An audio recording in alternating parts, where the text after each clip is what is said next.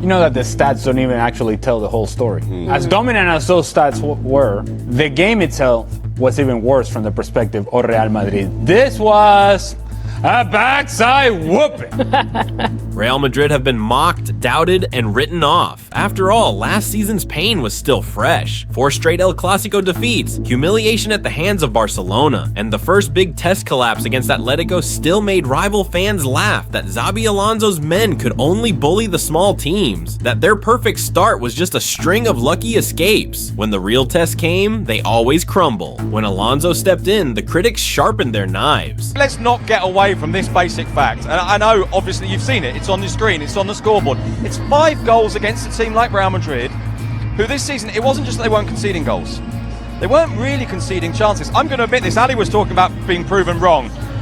This midweek I was asked about Real Madrid, and I said I was a bit worried that they were going to be boringly good, that they were going to be good this season in a way that just denied opponents the chance to create any chances, that they weren't going to allow anyone to even really compete with them today.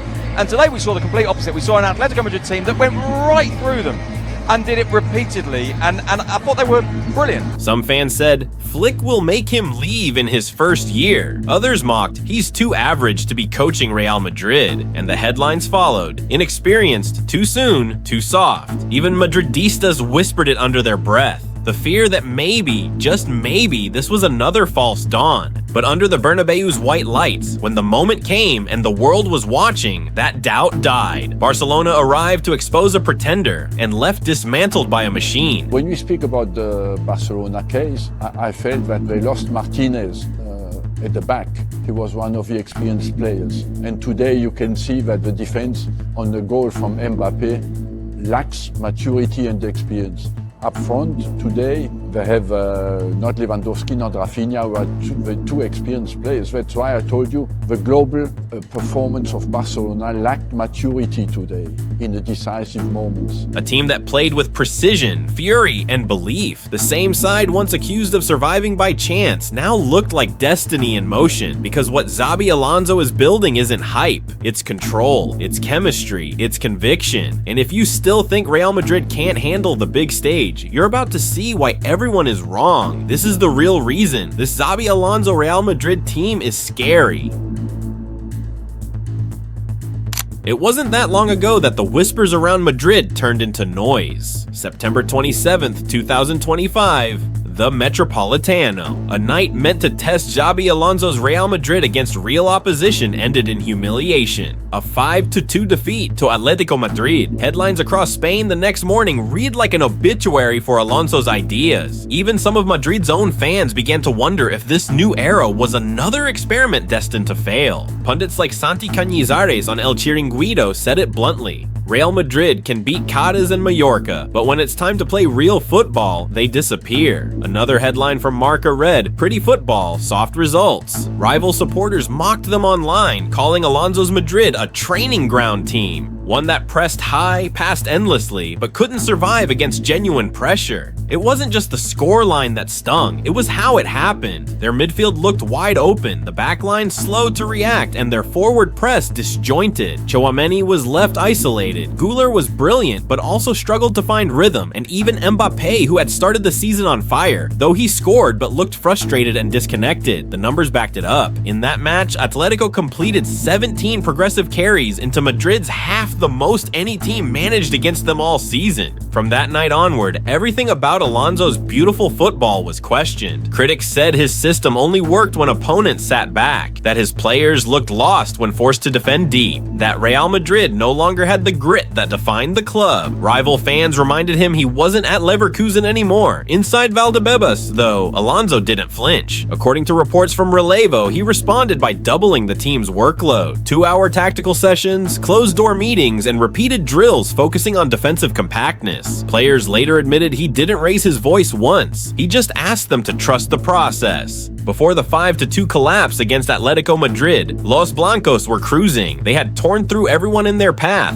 A 3-0 demolition of Oviedo, a 2-1 victory over Mallorca, a hard-fought 2-1 against Marseille, and a 2-0 win over Espanyol. Then came the statement performance, a 4-1 masterclass against Levante that reminded everyone why Madrid were still the standard of Spanish football. Even after that painful loss to Atletico, they responded like only Real Madrid could, with vengeance. A 5-1 thrashing of Kairat in the Champions League, followed days later by a 3-1 victory over Villarreal, silenced the noise and steadied the ship. Madrid's results quietly began to stabilize. These weren't the nights of fireworks and magic, they were the nights of rebuilding belief. The nights that remind you why champions never panic. To the outside world, those wins were seen as survival. To Alonso, they were the foundation. Because sometimes the turning point doesn't look like a victory parade. It looks like silence after defeat. The Metropolitano loss was a breaking point, but it was also a beginning. And as October approached, Real Madrid were about to show that belief, not hype, builds champions. Few days before the El Clasico meeting, Lamine Yamal, Barcelona's breakneck teenager, a face of the club's future, did something simple and combustible. He spoke, not on the pitch, not in the training ground, but on a broadcast where the cameras treat talk like theater. On a Kings League show hosted by Ibai Llanos, a place where jokes and digs are currency, Lamine was asked about Real Madrid. What came out wasn't a tactful soundbite, it was a bite. Para ti porcinos es el Madrid, ¿no? Sí, roban a los... O sea, se quejan, hacen... Ay, Madrid roba, ¿no? Madre mía. Hombre, a ver. In a rivalry where every word is ammunition, the offhand line was instantly repurposed as provocation. The comment did not stay on that stream. It spread. Clips were clipped and stitched, screenshots flourished, and a teenager's laughter became a headline. Spanish media and social feeds framed it as more than a gaffe. Some outlets called it a slight against the Club of Kings, a sign of disrespect toward a historic rival. The phrase became a meme and a grievance in equal measure. People reacted in expected and ugly ways. Fans on both sides took sides. Some rallied in defense, others in fury. Even before El Clasico kicked off, the story had built its own momentum. Pundits dissected youth and responsibility. Columnists questioned media training for teenage stars. And social platforms magnified every angle. A casual quip had become a controversy. It was a reminder of how thin the line is between bravado and provocation, and how, in the weeks leading up to the biggest games, even a laugh can be dangerous. The noise said Real Madrid couldn't handle a real test. The Bernabéu answered with a performance that felt like a verdict, as on October 26, 2025, Xabi Alonso's team beat Barcelona 2-1 and broke a 4-game losing run in the Clasico. Not with luck or late chaos, but with control, timing, and a plan that held from first whistle to last. The night pulsed with the usual controversy and then settled into Madrid's rhythm as an early penalty shout was overturned on review. A spectacular Mbappe volley was ruled offside by the tightest of margins, and yet the momentum never really left the home side because the structure never did. The breakthrough was pure design rather than accident, as Jude Bellingham slipped a pass into the gap and Kylian Mbappe finished low to the corner for 1-0. Barcelona clawed level through Fermin Lopez after a rare slip from Arda Güler, and then Bellingham restored the advantage before the interval after Vinícius Jr broke the line and squared, a first half that sketched Alonso's idea in bold lines. Defend compact, spring fast, be ruthless in the box. After the restart, the game threatened to tilt when Mbappe's penalty was saved by Wojciech Szczęsny, and tempers frayed in the closing minutes with a red card for Pedri and a post-match skirmish that needed police to separate the benches. But Madrid did what they hadn't been doing in the biggest fixtures: managed the moments, controlled the middle, and won the details that decide nights like these. When it was over, the table looked different, and so did the story, as Madrid stood 5 points clear of Barcelona after 10 league games, and the old line about Alonso only beating lesser sides rang hollow because this wasn't a survivable scrape. It was a coached win against an elite rival. Even the reaction told you what mattered, as the club report called it a deserved victory built on a dominant first half and disciplined second. Neutral observers framed it as the night the can't beat big teams myth died, and Bellingham's words landed like a captain's note to the city. This one was for the fans. This wasn't luck. This was preparation. Strip away the noise and you're left with the scary truth of Alonso's Madrid. The machine didn't just survive a real test, it set the terms of it.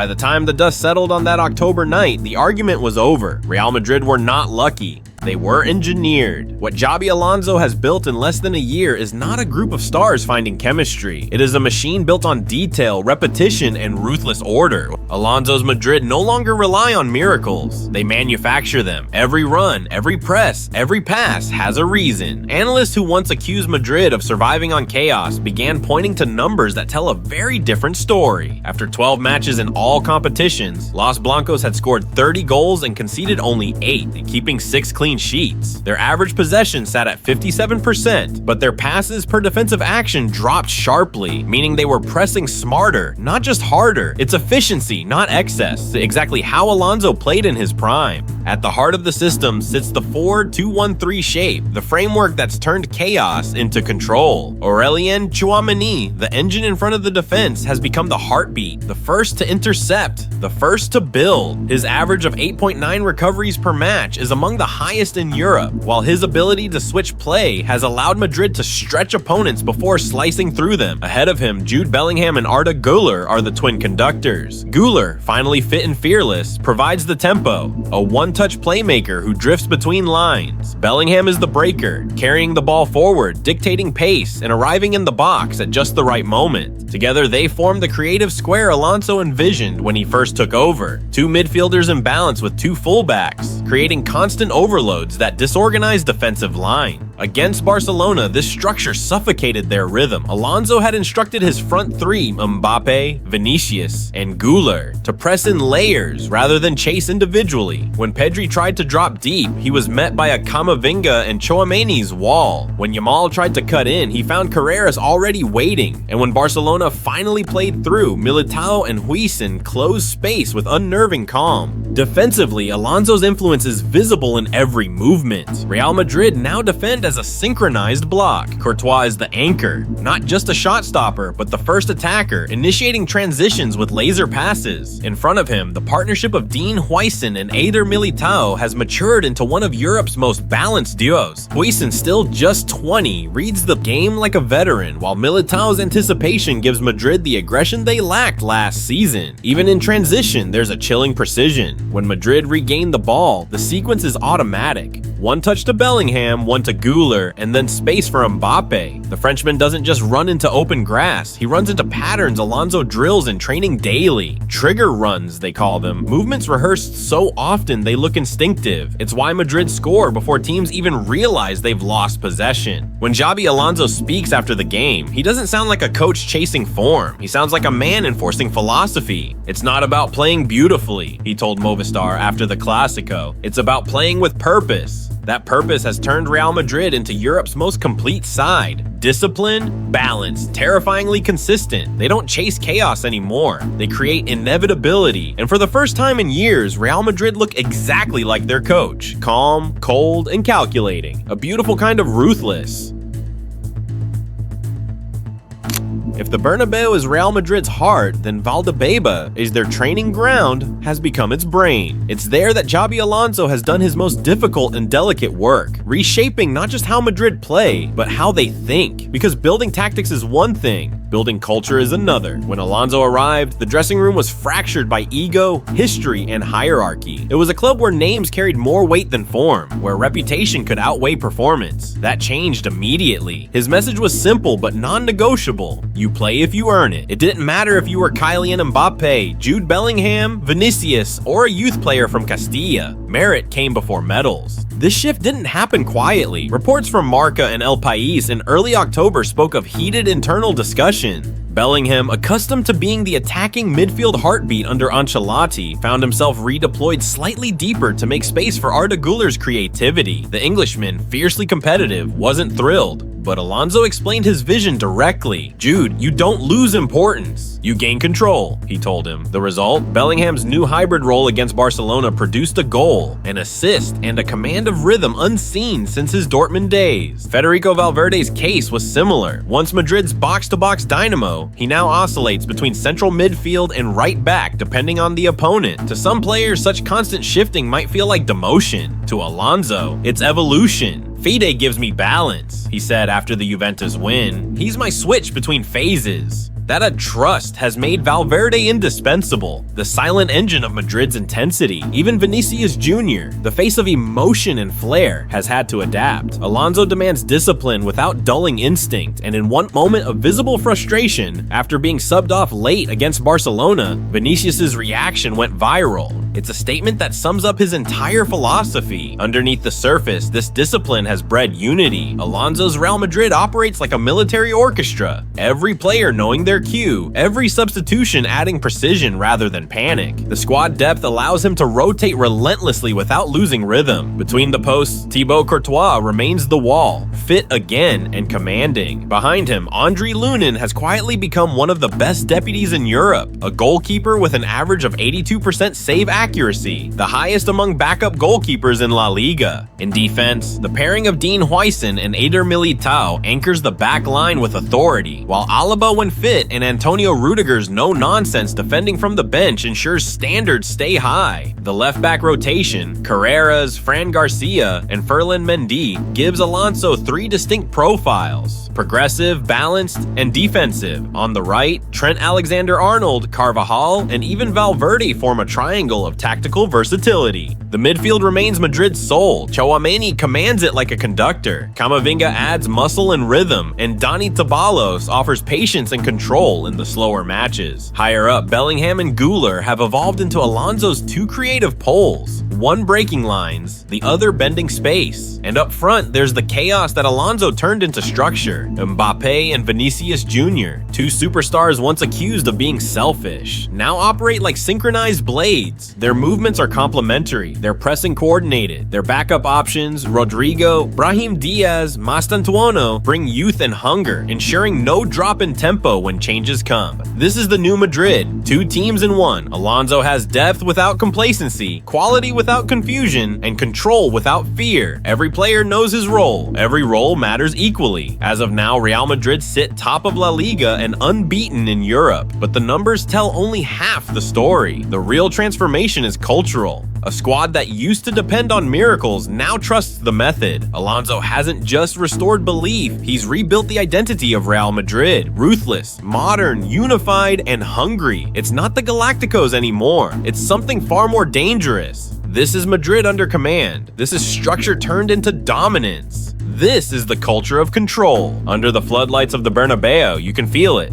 That quiet hum that used to define Real Madrid at their peak. The crowd doesn't just cheer now, they trust. Because for the first time in years, Madrid look like a team that knows exactly what it's doing. Every run, every tackle, every celebration feels part of a larger plan. And that plan wears Xabi Alonso's signature. What started as skepticism, the pundits calling it a gamble, rival fans calling it luck, has evolved into respect, then fear. Alonso hasn't only revived Madrid's winning instinct, he's rewritten its formula. No longer are they the chaotic giants waiting for brilliance to save them. They are a calculated, modern powerhouse. A team that wins not because of moments, but because of method. Look at the evidence. Top of La Liga, flawless in the Champions League, statistically the most complete Real Madrid side since 2017. But beyond the numbers lies something harder to quantify. Belief, the kind that spreads from the bench to the stands, from the training ground to the streets of Chamartín, the kind that tells you this isn't a phase. It's the beginning of an era. When Xabi Alonso walks off the touchline now, there's no fist pump, no theatrics, just that quiet nod, the one of a man who knows his team has done exactly what was rehearsed. Because Real Madrid under him no longer live for miracles. They are the miracle, disciplined, deadly, and inevitable. And that is the scary truth about Xabi Alonso's Real Madrid nobody is noticing.